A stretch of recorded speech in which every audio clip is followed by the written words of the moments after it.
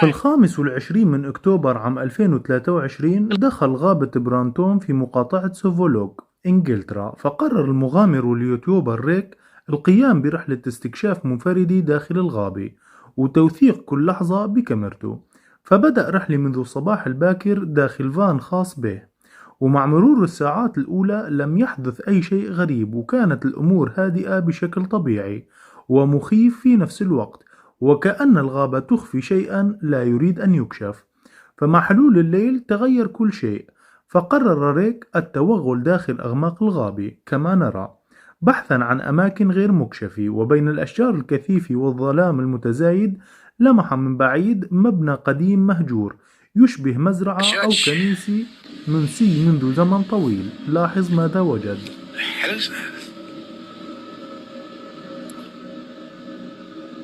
Hello? Hello?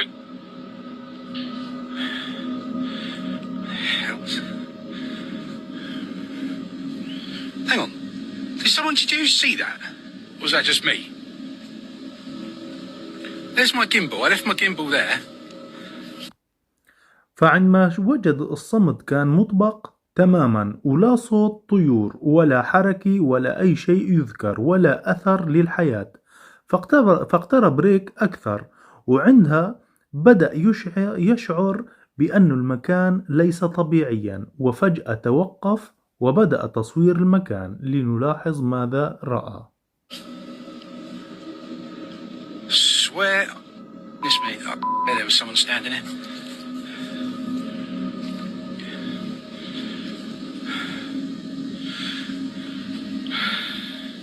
There was someone standing right here. I swear to God, there was someone standing right here by my gimbal. طبعا رأى شيئا يشبه شخصا يقف بين الظلام على مسافة قريبة جدا منه، فتجمد في مكانه. في البداية ظن أنها مجرد خدعة من الإضاءة أو وهم بسبب الظلام، لكنه عندما عاد لينظر مرة أخرى لم يكن هناك أي شيء، فاختفى بالكامل، وكأن ذلك الشيء لم يكن موجودا من الأساس. طبعا شعر ريك بالخوف الحقيقي.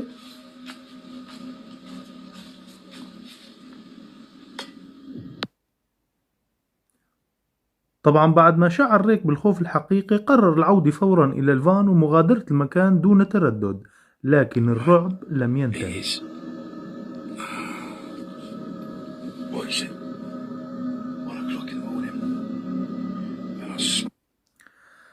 ففي حوالي الساعة 1 فجرا استيقظ ريك فجأة على صوت غريب خارج السيارة، وكان هناك من يحاول فتح مقابض أبواب الفان بهدوء شديد، وكأن شخصا ما يتأكد من وجوده بالداخل.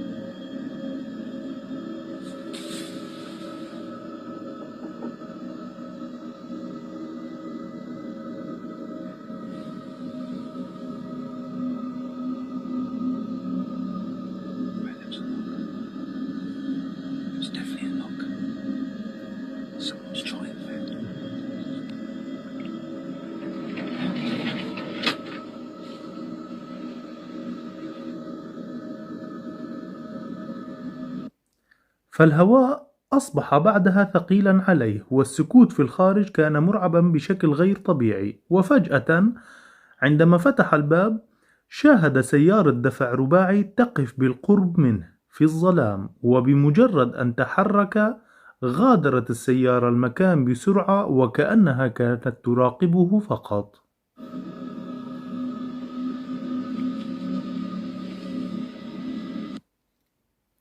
فترك ريك المكان فورا دون أن يلتفت للخلف مرة أخرى. لكن السؤال الذي بقي عالقا بنفسي أولا: من كان يقف بين الأشجار؟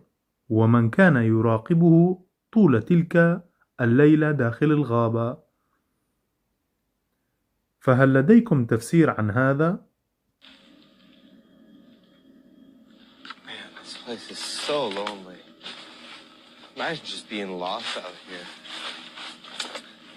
It feels like this would never end. فالشيء الملفت هو شجاعة هذا المغامر وتجوله وسط غابة معزولة لوحده. فالشيء الوحيد اللي معاه هو مصباح وسكين صغير. مع تقدم للمقطع وصل المغامر للتوغل داخل الغابة للاستكشاف، فمن حوله لم يجد شيء، لكن بسكين وبيل ضوء فايت على غابة يا رجل. لاحظ.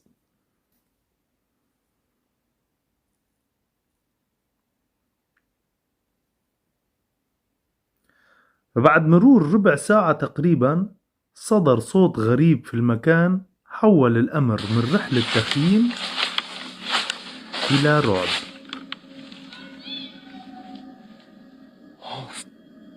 Oh, hi. طبعا وقت صدر صوته وقت صدر هالصوت بالقرب من هالمغامر، وكان في هالصوت عم بيقول I see you، أنا شايفك، وكأنه كان عم بيقول له أنا عم براقبك. لاحظ. Oh boy. Ooh. Okay. That was creepy. I need to get out of here. I need to get back to camp. It could have been campers. But this area is extremely secluded. فقرر المغامر الرجوع والعودة لمكان خيمته حتى يغادر المكان بسرعة كبيرة. لكن الغريب مو صوت فقط بوضوح الجملة، لكن وكأنه تهديد بالقتل، لأنه غابة بمكان منعزل عن الحياة. فما رأيكم بهذا؟